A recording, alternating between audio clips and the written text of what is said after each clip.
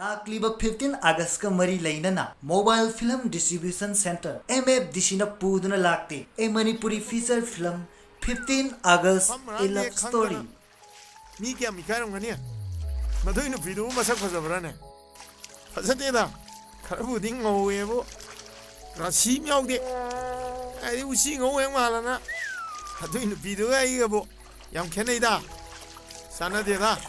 Nabungi khazai na ma pau yo na ti da. Noi na inam maga na. Khoi phong ngo yo irang tok da. Oi da du di. Ai na yai. Ai ni yum da pusalam ni na. Ko be. Ko. Kaisu kai di. Kai no mem tumina tumin lei duna. Ke do ge ba. Aina hojik leiriba imung sinane. Aingonda pangbiriba matengse.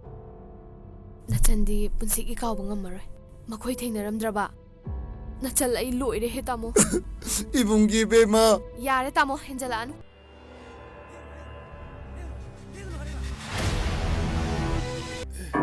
$15 lakhs.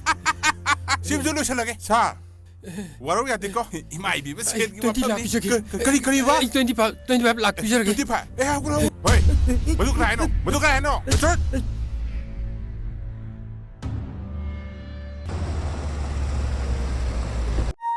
MFDC App yengbada sizinabada khudongchadaba mayok nabiragadi ekhoina pijariba toll free number asida call tawirau ekhoigi toll free number di 0120404114.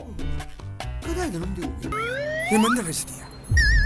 Wa aigise hairu re chaiya doiba. Hairu dre phajadriba. Phajaba wahi wata ga diyam sinari ne. Chai charam dai sida. Ai wa yengo to. Lesin na luhong do bunu pado. Ai ni. DSP Benjamin. Last and the final warning ni. Lesin degi lam leyo. Oi, lesin degi lam leyo hai sin ko.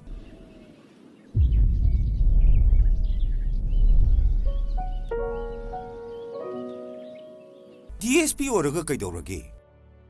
Mabu makhut tara pambro, makhong tara pambraba. Masu mini. Aduga nang kaidowai kiri no ba. Nang aingonda kemta hainingdraba.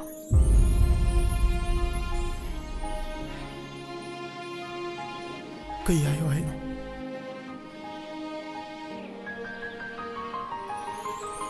Kya haining balai draba. Hairu na bandi. Kemta hairu. Ai luhong bagi matam lepe. Lagliba tang taramari sidane. Nang luhong ba soidan halaw. Hulliba thamoy mihulse nangi maram gini nangi nungsibana uirambani hinbagi thuna mangkhare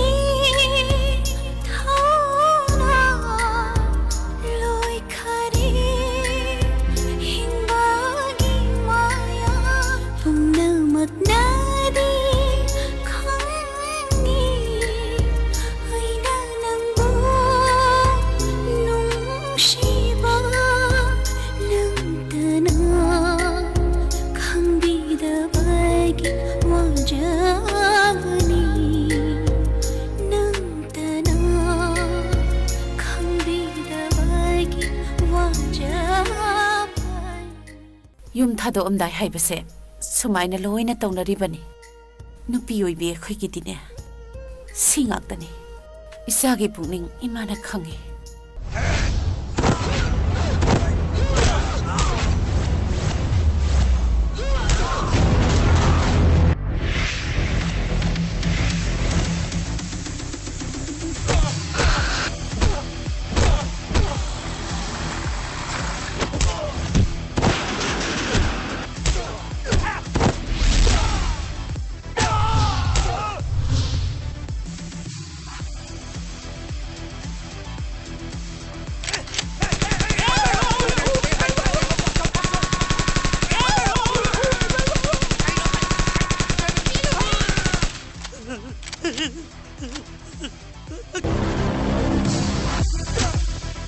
Kaubiraganu 12 August a Manipuri feature film 15 August a love story only on MFDC App